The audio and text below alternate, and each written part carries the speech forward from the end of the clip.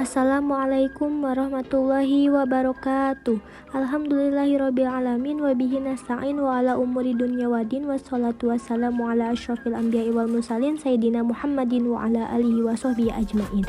Amma ba'du. Perkenalkan, nama saya Melly Nurlaili dari Prodi Administrasi Bisnis 1C NIM 23308111099. Di sini saya akan menjelaskan tentang tantangan menjaga nilai-nilai Pancasila pada saat ini.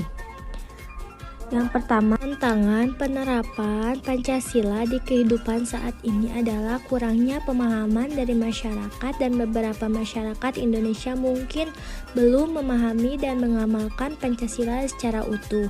Dan apabila banyaknya masyarakat yang memahaminya, Pancasila juga masih kurang, maka bisa menghambat persatuan dan kesatuan kita. Dan adapun tantangan dari dalam, pertama, masalah kecerdasan perpajakan. Kesadaran perpajakan menjadi masalah utama bagi bangsa kita, karena uang dari pajak menjadi tulang punggung pembayaran pembangunan APBN 2016 sebesar 74,6% penerimaan negara yang berasal dari pajak. Jadi, warga Indonesia harus bisa sadar atas masalah utama bangsa kita, karena uang dari pajak menjadi tulang punggung pembayaran bangunan APBN untuk kita semua. Yang kedua, masalah korupsi. Masalah korupsi sampai sekarang masih banyak yang terjadi, baik di pusat maupun di daerah Indonesia yang masih menduduki peringkat 88 dalam urutan negara yang paling korup di dunia.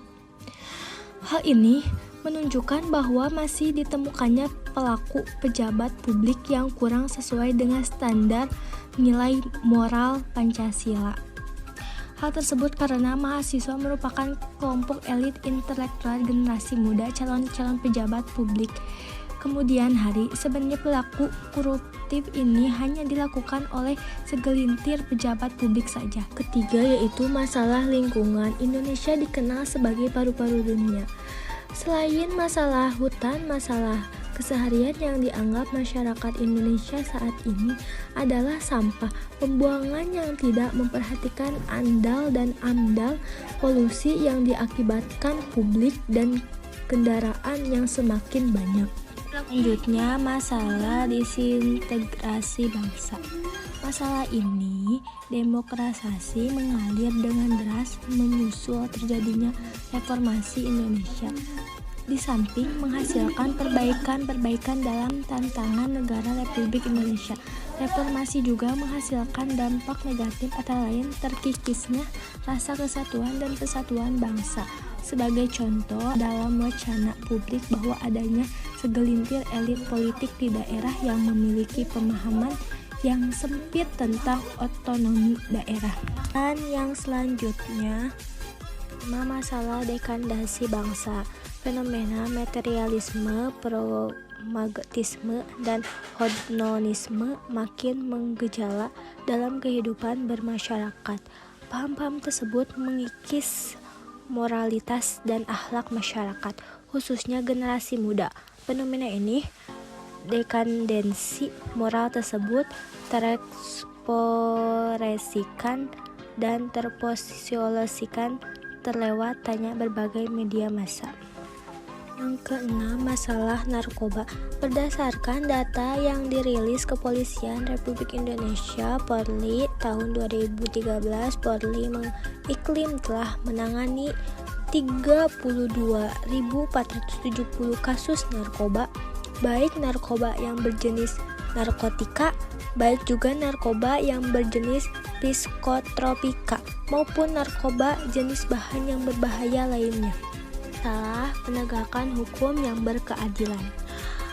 Masalah penegakan hukum yang berkeadilan bertujuan untuk menggerakkan reformasi sistem hukum dan sekaligus meningkatkan kualitas penegakan hukum. Faktor yang dominan penegakan hukum adalah faktor manusia. Penegakan hukum ditentukan oleh kesadaran hukum masyarakat dan profesionalitas aparatur penegakan hukum. Jadi kita sebagai warga Indonesia harus mereformasikan sistem hukum sekaligus meningkatkan kualitas penegakan hukum. Yang selanjutnya, masalah terorisme. Masalah yang terbesar yang dihadapi Indonesia saat ini adalah terorisme. Mengapa mereka mudah terpengaruh paham ekstrim tersebut? Sejumlah tokoh yang berasumsi bahwa lahirnya terorisme disebabkan oleh hempitan ekonomi, rendahnya tingkatan pendidikan, dan pemahaman keagamaan yang kurang komprehensif terkadang membuat mereka mudah dipengaruhi oleh keyakinan ekstrim tersebut. Yang selanjutnya, materi tentang tantangan revolusi industri. Menurut materi riset teknologi dan pendidikan tinggi Muhammad Nasir, sebagai akibat adanya pengaruh dari digital disruption, yaitu disrupsi inovasi dan disrupsi teknologi, semua aktivitas menjadi tanpa batas borders dengan penggunaan data yang tidak terbatas unlimited. Menurut Pat Domo, penyebab perbuahan itu dikarenakan oleh adanya Internet of Things, visualization, dan attribution atau kecerdasan buatan. Selanjutnya, perbuatan kelembagaan manajemen pendidikan tinggi di Indonesia, yaitu ada PTN, PTJN, PTS. PTN yaitu meningkatkan kepada perguruan tinggi di negeri. PTJN, kementerian membuat peraturan perubahan tentang program pendidikan jarak jauh. Yang terakhir PTS, yaitu perguruan tinggi swasta. Yang selanjutnya, kemudian masyarakat di tengah era globalisasi. Ketahanan ideologi Pancasila kembali diuji ketika dunia masuk pada era globalisasi, di mana banyaknya ideologi alternatif memasuki ke dalam segenap sendi-sendi bangsa melalui media informasi yang dapat dijangkau oleh seluruh bangsa. Tantangan ini menjaga nilai-nilai Pancasila pada saat ini sangat relevan mengingat perubahan sosial, politik, dan budaya yang terjadi di masyarakat. Pancasila sebagai dasar negara memiliki 5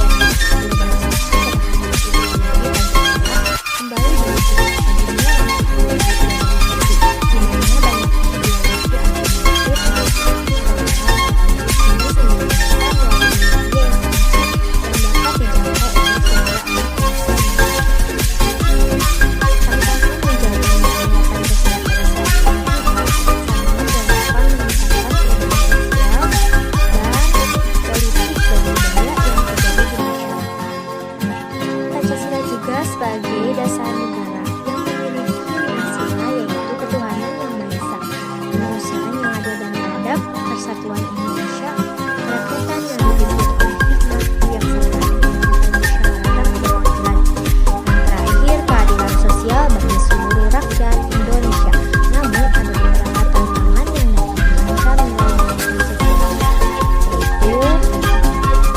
Semua turunnya rasa persatuan dan kesatuan Indonesia.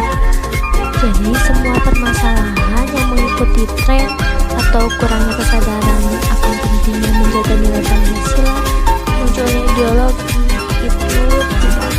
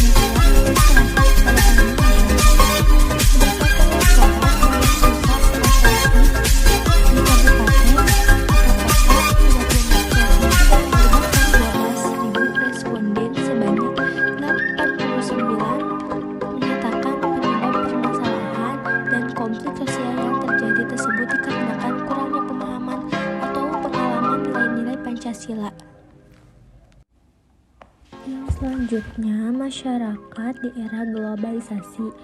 Ada cara mengatasinya juga. Yang pertama, memahami nilai-nilai leluhur dalam Pancasila dan memperkuat ideologi bangsa dan tetap mempelajari sejarah bangsa. Yang kedua, mempelajari tradisi, budaya, dan tradisi lainnya. Indonesia menguatkan aturan-aturan hukum di Indonesia. Dan yang ketiga, mengoreksi informasi hoaks yang menyuarakan Bhinneka Tunggal Ika di media sosial dari menjaga penggerakan di berbagai lingkungan. Yang terakhir, melakukan filter terhadap budaya luar negeri dan meningkatkan edukasi terhadap Pancasila. Masalahan harus muncul adanya permasalahan ideologi. Yang pertama, ideologi baru yang bertentangan dengan Pancasila kurang memahami nilai-nilai Pancasila. Dan orang-orang juga banyaknya ujaran kebencian dari SARA dan kurangnya kesadaran akan pentingnya menjaga nilai Pancasila dan menurunnya rasa persatuan dan kesatuan Indonesia. Dan masuknya kebiasaan yang tidak sesuai nilai Pancasila, masuknya budaya asing dan berkembang berita hoaks di media sosial dapat dipengaruhi oleh persepsi masyarakat terhadap nilai-nilai Pancasila. Di nilai-nilai Pancasila di era globalisasi bisa memanfaatkan kemajuan teknologi yang menarik bagi generasi muda dan masyarakat. Rekomendasi selanjutnya, membumikan nilai-nilai Pancasila melalui pendidikan dan mempelajari keseimbangan yang berkelanjutan dan menjelaskan mengenai tantangan di hadapan saat ini. Tantangan pertama adalah banyaknya ideologi alternatif melalui media informasi yang mudah dijangkau dan oleh seluruh anak bangsa seperti radikalisme, ekstremisme, konsumerisme, eksklusisme yang menjelaskan mengenai tantangan yang dihadapi saat ini.